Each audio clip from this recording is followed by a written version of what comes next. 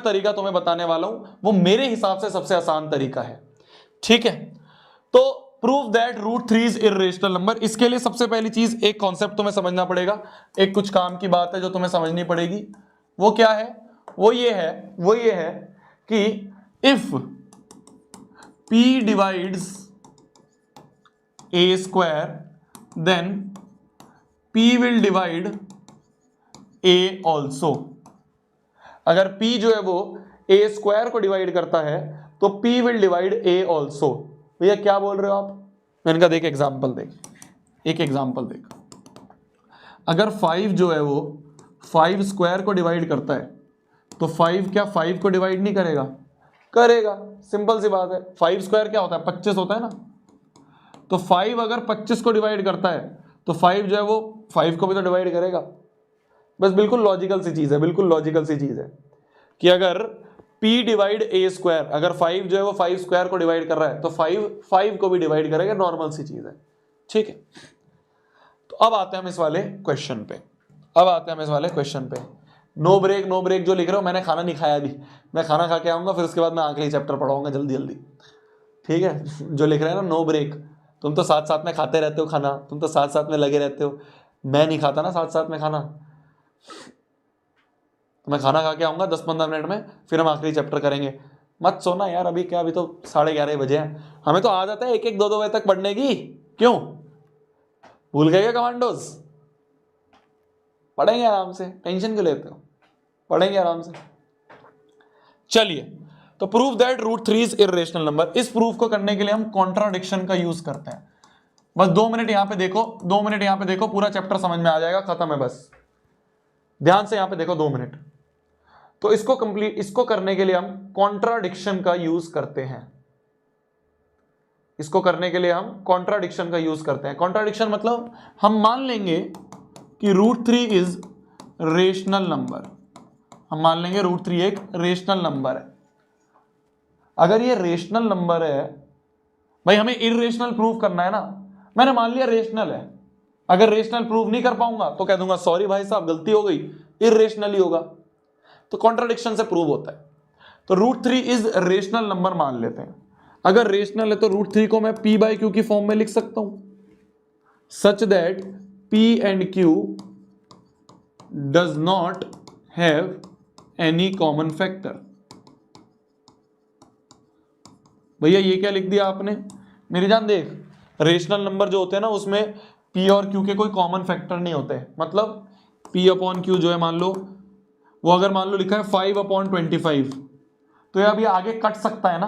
5 5 25, 1/5, ये बिल्कुल final reduced form है। तो जब भी हम p/q फॉर्म लिखते हैं ना, वो बिल्कुल रिड्यूस्ड फॉर्म लिखते हैं, उसमें कोई भी फैक्टर नहीं होता। अभी इसमें 5 फैक्टर था, वो 5 हमने काटा, तो ये रिड्यूस्ड फॉर्म है। तो इसलिए इस तरह से हम p/q लिखते हैं, कोई भी कॉमन फैक्टर अब नहीं होता। ध्यान से देखो, √3 को मैंने रेशनल माना, रेशनल है तो अगर रेशनल अगर मान लिया तो इसको p/q की फॉर्म में लिख सकता हूं। स्क्वायरिंग बोथ साइड्स कर दो। अभी बस देखते रहो, ये एक प्रूफ करने का तरीका है, मेरे मास्टर ने मेरे को बताया था, मैं तुम्हें बता रहा हूं, ठीक है। ये एक तरीका है, ध्यान से देख लो। तो √3 इज रेशनल मान लिया मैंने, रेशनल है तो p/q की फॉर्म में लिख दिया। स्क्वायरिंग बोथ साइड्स कर दो, तो स्क्वायरिंग बोथ साइड्स मतलब √3 का स्क्वायर बराबर p/q का स्क्वायर हो गया। स्क्वायर से रूट कटा तो 3 बराबर आ गया p²/q²। ये q² इधर ले जाते हैं, 3 इधर ले जाते हैं, तो q² बराबर आ गया p²/3। तो हम ये देख सकते हैं, we can see 3 divide p²।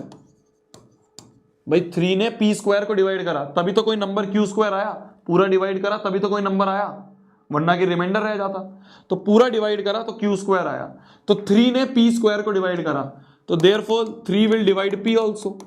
ये अभी हमने थ्योरम पढ़ी कि अगर 3 p² को डिवाइड कर रहा है तो 3 p को भी डिवाइड करेगा, ठीक है, बहुत बढ़िया। तो जो 3 है वो p को भी डिवाइड करेगा। जब p² को डिवाइड करता था तो q² बनता था, p से जब डिवाइड होगा मान लेते कोई m बनेगा, ठीक है ना, m कर लिया हमने लेट। तो यहां से अगर आ गया p की वैल्यू 3m, p की वैल्यू आ गई 3m, ठीक है। ध्यान से समझो, कोई बड़ी चीज नहीं है, कोई भारी रॉकेट साइंस नहीं पढ़ा रहा हूं, ध्यान से समझो। √3 बराबर P upon Q, squaring both sides करा, देखा 3 जो है वो पी स्क्वायर को डिवाइड कर रहा है। 3 अगर पी स्क्वायर को डिवाइड कर रहा है तो 3p को भी करेगा। तो जब 3p को करेगा तो मैंने मान लिया m आएगा।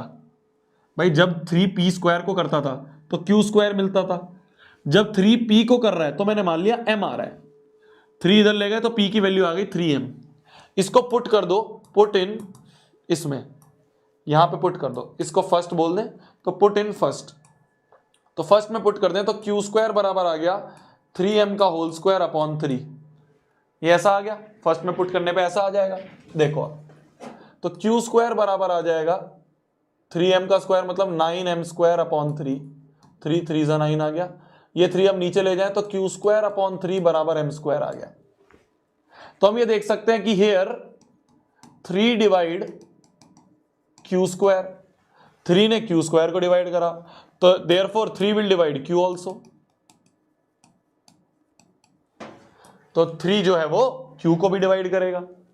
भाई 3 ने जब क्यू स्क्वायर को डिवाइड करा तो एम स्क्वायर आएगा, तो 3 divide Q square, 3 will divide Q also.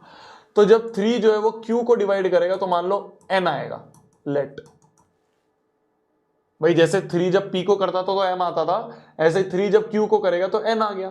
तो q बराबर आ गया 3n। पर मेरी जान एक बात देखो, नाउ अगर मैं अब p अपॉन q करूं, p की वैल्यू है 3m और q की वैल्यू है 3n। यहां पे हम ये देख सकते हैं कि एक कॉमन फैक्टर आ रहा है। पर शुरू में तो मैंने बोला था does not have any common factor. तो शुरू में मैंने बोला था does not have any common factor. अब तो यहां पे कॉमन फैक्टर आ रहा है। तो अगर कॉमन फैक्टर आ रहा है तो ये कॉन्ट्राडिक्शन आ रही है। तो this contradiction is due to our wrong assumption. क्या रॉन्ग एजम्पशन ली थी हमने? हमने रॉन्ग एजम्पशन ली थी? ये रॉन्ग एजम्पशन ली थी कि ये रेशनल है। रेशनल नहीं है, तो देयरफॉर √3 इज इर्रेशनल। मेरे से गलती हो गई, मैं माफी मांगता हूं, मेरे मुंह से निकल गई। तो √3 जो है वो रेशनल नहीं है भाई साहब, मैंने गलत मान लिया था। √3 इज इर्रेशनल नंबर। समझ गए? तो √3 इज इर्रेशनल नंबर, ये हमारा प्रूव हो गया। क्या 4 PM लिखे जा रहे हो तुम चैट में? कल 4 बजे लूं क्लास, सुबह 10 बजे तुम्हारा GDP स्क्वायर का डिस्कशन है, फिर मेरे को और कंटेंट बनाना है कल वाली स्लाइड्स का और अच्छे से, फिर उसके बाद 6 बजे उसकी क्लास लेनी है। मुश्किल होगा थोड़ा सा, चलो देखता हूं। कल तो वैसे भी 2 चैप्टर हैं, जल्दी खत्म हो जाएगा। आज 3 चैप्टर थे इसलिए टाइम लग रहा है, कल तो वैसे भी 2 चैप्टर हैं, तो 6 बजे शुरू करके हो जाएगा। 6 बजे ही लेंगे कल क्लास, हो जाएगा, खत्म हो जाएगा, टेंशन मत लो। कल तो 2 ही चैप्टर हैं, आज थे बस 3 चैप्टर, इसलिए आज टाइम लग गया। ठीक है मेरी जान? तो मैं वापस से एक बार रिपीट करता हूं इस वाले क्वेश्चन को। देखो, हमें प्रूव करना था √3 एक इर्रेशनल है। ध्यान से देख लो, एक बार बता रहा हूं फिर बाद में नहीं बताऊंगा। हमें प्रूव करना था √3 इज इर्रेशनल। मैंने कहा इर्रेशनल नहीं बोलूंगा, मैं तो रेशनल बोलूंगा। रेशनल है तो p अपॉन क्यू होगा, स्क्वायरिंग बोथ साइड करा तो p स्क्वायर अपॉन 3 बराबर क्यू स्क्वायर आ गया। तो हमें दिख रहा है 3 जो है वो p स्क्वायर को डिवाइड कर रहा है, तो 3 विल डिवाइड p ऑल्सो। तो 3 जब p को डिवाइड करेगा तो m मान लिया, तो p बराबर 3m आ गया। ये p बराबर 3m यहां रखा, तो देखा 3 जो है वो q स्क्वायर को भी डिवाइड कर रहा है, तो q को भी डिवाइड करेगा। 3 अगर q स्क्वायर को डिवाइड कर रहा है तो 3 विल डिवाइड q ऑल्सो। तो q को जब 3 ने डिवाइड करा तो n मान लिया मैंने, जैसे जब p को डिवाइड करता तो m आता था, q को डिवाइड कर रहा है तो n आ गया। तो q की वैल्यू 3n, p की वैल्यू 3m। अब जब मैंने p अपॉन q करा तो देखा भाई 3m 3n, 3 एक कॉमन फैक्टर आ रहा है। शुरू में तो मैंने बोला था कोई कॉमन फैक्टर नहीं होगा, अब एक कॉमन फैक्टर आ रहा है। तो मेरे से गलती हो गई, कोई कॉन्ट्राडिक्शन हो रही है, पहले कुछ बोला बाद में कुछ हो रहा है, तो ये कॉन्ट्राडिक्शन हो रही है। क्यों हो रही है contradiction? Because of our wrong assumption. हमने मान लिया था √3 इज रेशनल, √3 रेशनल नहीं है, तो हमने बोल दिया भाई साहब √3 रेशनल नहीं है, √3 इज इर्रेशनल। बात खत्म, गलती हो गई, सॉरी भाई साहब।